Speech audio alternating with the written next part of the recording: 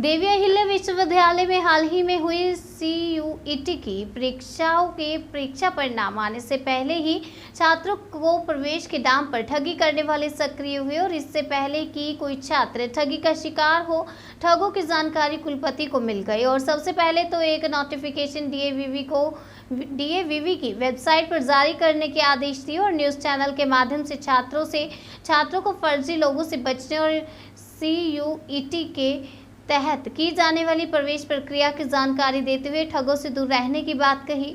शिक्षण संस्थानों में नए सत्र की शुरुआत में पहला कदम छात्रों की प्रवेश प्रक्रिया होती है।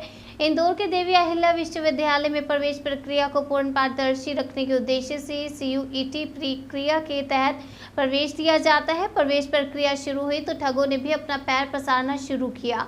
समय रहते छात्रों को बरगलाने और उनसे प्रवेश के नाम पर रुपया ऐंठने वालों की सूचना कुलपति को मिली तो उन्होंने डीएवीवी की साइट पर एक नोटिफिकेशन जारी करने के आदेश जारी किए और ऐसे ठगों से होशियार रहने की सलाह न्यूज़ चैनलों के माध्यम से छात्रों को दी। कुलपति ने यह भी कहा कि प्रवेश प्रक्रिया सिर्फ और सिर्फ सीयूईटी के फॉर्मेट से ही दी जाएगी जो कि विधिवत होती है। ठगी का शिकार होने वाले छात्र खुद जिम्मेदार रहेंगे, इसलिए छात्रों को ये भी कहा कि डीएवीवी की साइट देखते रहें।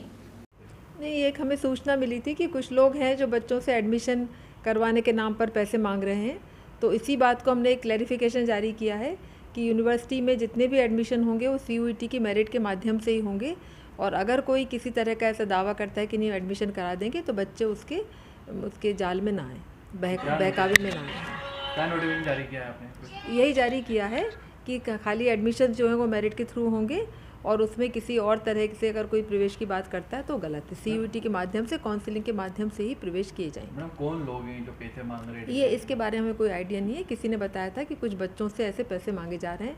लास्ट ईयर भी ऐसा था, तो बच्चों को आगाह किया है कि इस तरह की किसी बहकावे में और झांसे में ना आए। पुलिस में कोई शिकायत दर्ज करवाएंगे? अरे नहीं, ऐसे क्योंकि हमारे पास कोई लिखित में सूचना नहीं थी। किसी ने ऐसे मौखिक रूप से कहा था कि कुछ लोग पैसे मांग रहे हैं, तो ऐसा एक अक्सर होता है। ठगी तो चारों तरफ चली रही है, साइबर क्राइम्स हो रहे हैं, पर ऐसा कोई हमारे पास ऐसा कोई दस्तावेज नहीं था। लेकिन फिर भी हमने मौखिक सूचना के आधार पर हमने इस तरह का निकाला।